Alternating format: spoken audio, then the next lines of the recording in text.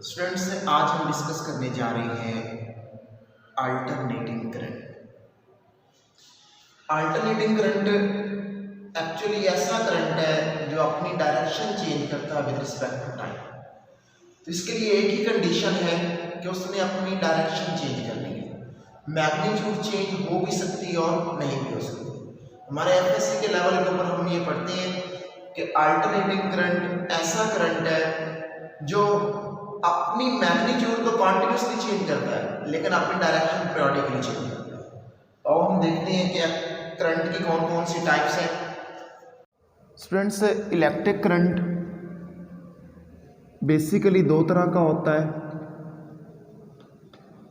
एक हमारे पास है डायरेक्ट करंट और दूसरा है अल्टरनेटिंग करंट। डायरेक्ट करंट का जो सोर्स है हमारे पास बैटरी है।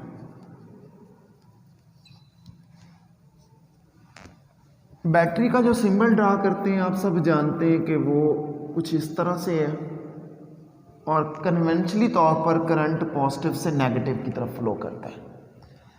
अच्छा, डायरेक्ट करंट को इस तरह से डिफाइन करते हैं यूनी डायरेक्शनल करंट, कि ऐसा करंट जो अपनी डायरेक्शन चेंज ना करे, जिसकी जस्ट एक ही डायरेक्शन हो। तो इसकी कुछ मैं डायग्राम ड्रा कर देता हूँ जिससे वाजे हो जाएगा कि डायरेक्ट करंट क्या है। तो ये देखें, ये हमारे पास करंट है, इधर टाइम है। तो टाइम के लिहाज से ना इसकी मैग्नीट्यूड चेंज हो रही है ना इसकी डायरेक्शन चेंज हो रही है, तो इसको हम बोलते हैं कांस्टेंट डीसी। इसी तरह मैग्नीट्यूड के लिहाज से डायरेक्ट करंट की एक और टाइप भी है जो कहलाती है पल्सेटिंग डीसी, कि डायरेक्शन तो चेंज नहीं हो रही लेकिन वो पल्स की फॉर्म में है। That's known as pulsating DC.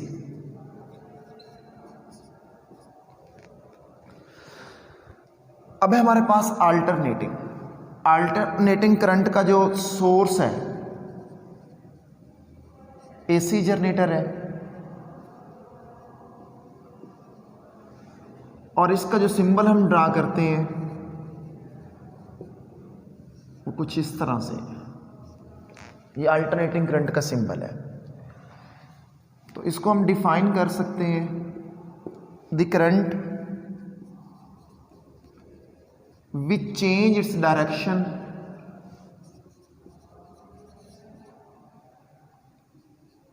Change its magnitude लिख लें, which change its magnitude continuously and direction periodically। तो उसने अपनी मैग्नीट्यूड भी मुसलसल चेंज करनी है और अपनी डायरेक्शन भी चेंज करनी है। periodically mean after regular time interval. For example ये टाइम इधर वाई एक्सिस के ऊपर करंट, तो आप देख रहे हैं करंट मैग्नीट्यूड मुसलसल चेंज कर रहा है और दूसरे ही लम्हे वो अपनी डायरेक्शन भी चेंज कर रहा है। तो that's currents known as AC current. इसकी डिफरेंट वेव फॉर्म है, जैसे यही वेव फॉर्म है इसको हम बोलते हैं साइनोसाइडल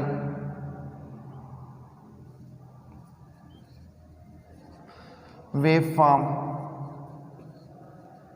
नेक्स्ट इसी को हम कुछ इस तरह से भी ड्रा कर सकते हैं,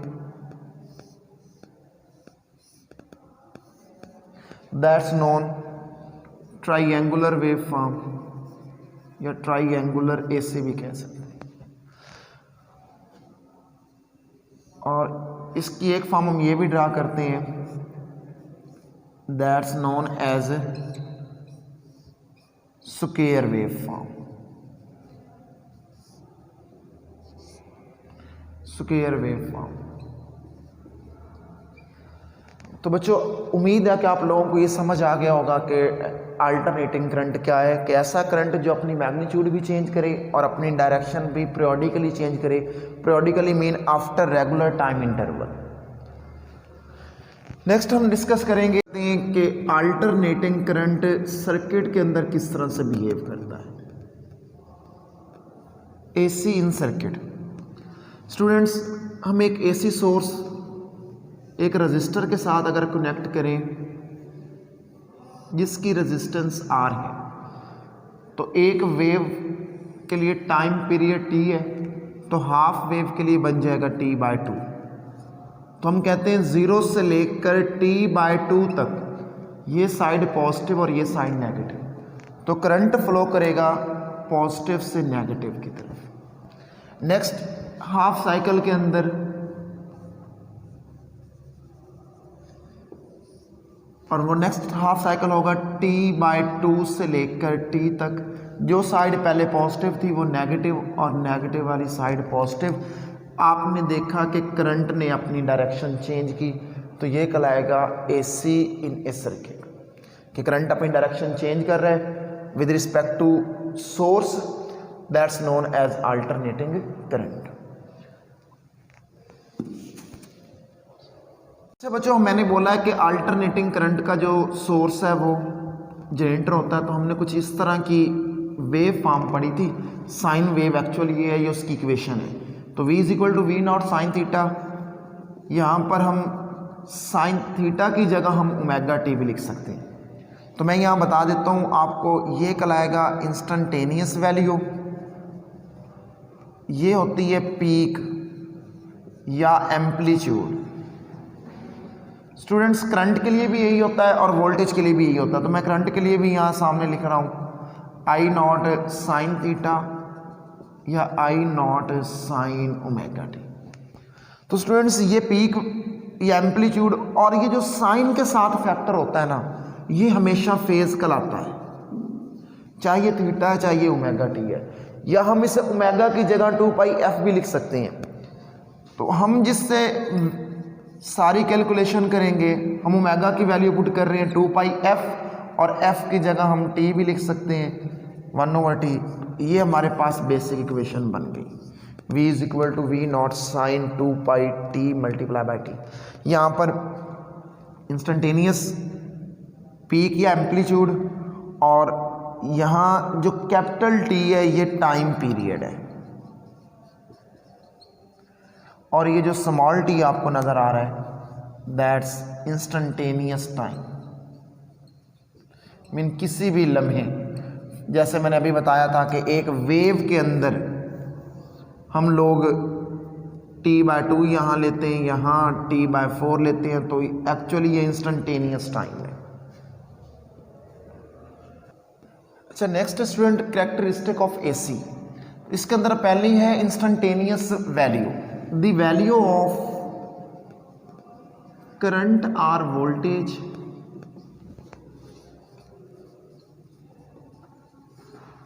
at any instant of time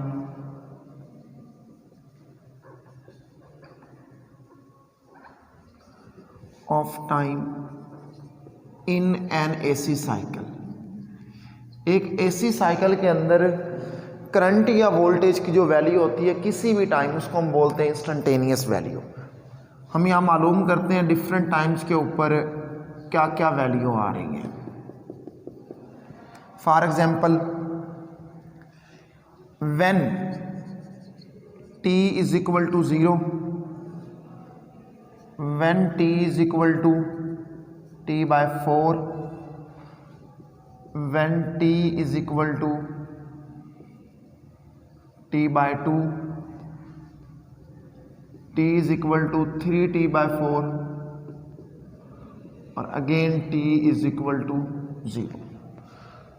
तो देखें v = V0 साइन 2πt और t की जगह 0 पुट कर दिया, तो हमें पता चल गया कि इंस्टेंटेनियस वोल्टेज की वैल्यू एट टाइम 0 के ऊपर 0 होती है।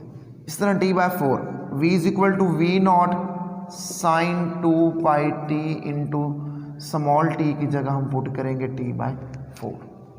तो यहाँ ये t से t कैंसिल, इस 2 से ये 4 से 2 कैंसिल, यहाँ पर बनेगा v = V0 साइन π/2। π/2 स्टूडेंट्स 90 होता है और साइन 91 है, तो हमें पता चल गया कि एट टाइम t/4 वोल्टेज की वैल्यू V0 होती है। इसी तरह v = V0 sine 2πt into t/2 sine pi 180 और sine 180 0। Next v is equal to V not sine 2 pi T into 3t/4। T से टी कैंसिल, यहाँ 2, ये 3π/2 और स्टूडेंट्स आपको पता है 3π/2 साइन 270 होता है और साइन 270 -1, तो इंस्टेंटेनियस वोल्टेज की वैल्यू -v0 आ गई।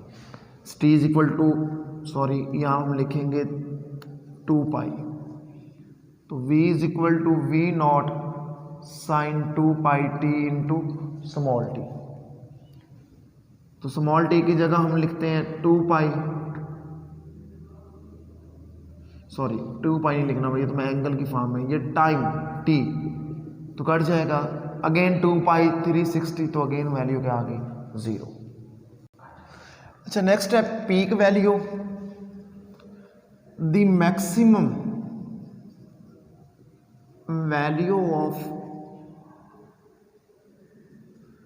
Value of current or voltage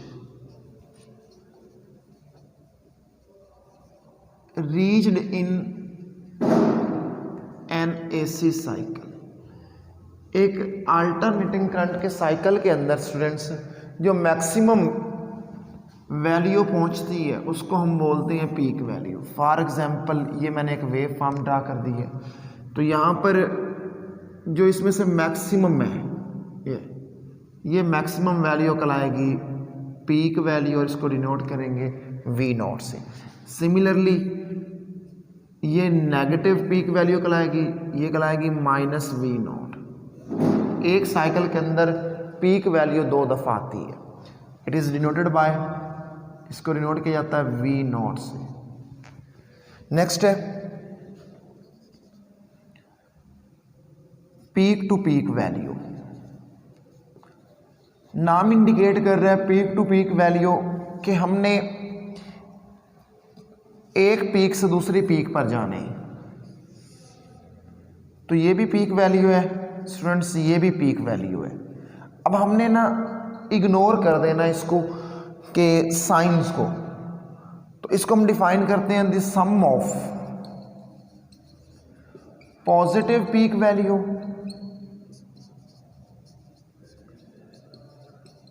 and negative peak value.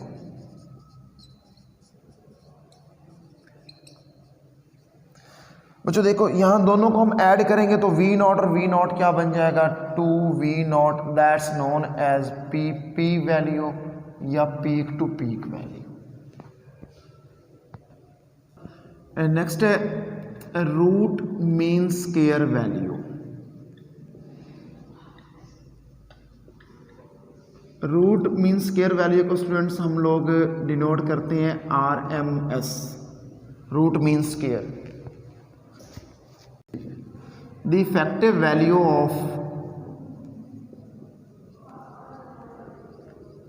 of AC measured in circuit with DC ammeter कि अल्टरनेटिंग करंट की वैल्यू जो डायरेक्ट करंट एमीटर से मेजर की जाती है सर्किट के अंदर, उसको हम बोलते हैं रूट मीन स्क्वायर वैल्यू। इसको स्टूडेंट्स वोल्टेज के लिए लिखा जाएगा तो ये लिखा जाएगा V0/√2 या I root mean square is equal to I0/√2। इसको समझने के लिए आपने इसको उल्टा ड्रा करके देखना है। ये देखो स्क्वायर, मीन और रूट, तो एक साइकिल के अंदर ये वैल्यू दी गई है, ये है आपकी maximum value V0। First of all आप इसका करें स्क्वायर, तो स्क्वायर कुछ इस तरह से बनेगा कि नेगेटिव वैल्यू भी पॉजिटिव हो जाएगी। ये तो नेगेटिव वैल्यू भी आपको पॉजिटिव दिखाई देगी। ये अब इसकी ये जो पीक है ये कहलाएगी V0 स्क्वायर। अब देखिए मैंने स्टार्ट कहाँ से किया, V0, उसका लिया V0 स्क्वायर, उसके बाद आपने लेना है इसका मीन, स्क्वायर के बाद लिया हमने मीन, तो मीन कुछ इस तरह से आएगा यहाँ पर, ये बनेगा V0 स्क्वायर बाय 2। इसका मीन ले लें 0 + V0 square by 2, that's become V not square by 2। Next अब आपने लेना इसका स्क्वायर रूट। जब स्क्वायर रूट लेंगे तो ये कैंसिल हो जाएगा, तो V not by under root 2। तो आपकी जो वैल्यू आएगी वो कुछ इस तरह से आएगी, पीक से थोड़ा सा down, that's known as V root mean square. तो एक बड़ा कॉमन सा क्वेश्चन आता है कि एट व्हाट एंगल, किस एंगल के ऊपर V instantaneous V root mean square के बराबर होती है। तो बच्चों हम इस इक्वेशन में देखें v is equal to V not sine 45 put करें तो हमें पता है कि साइन 45 होता है अंडर रूट 2। तो हमने देखा v instantaneous is equal to V root mean square at angle of 45। उम्मीद है आपको रूट मीन स्क्वायर वैल्यू की समझ आ गई होगी।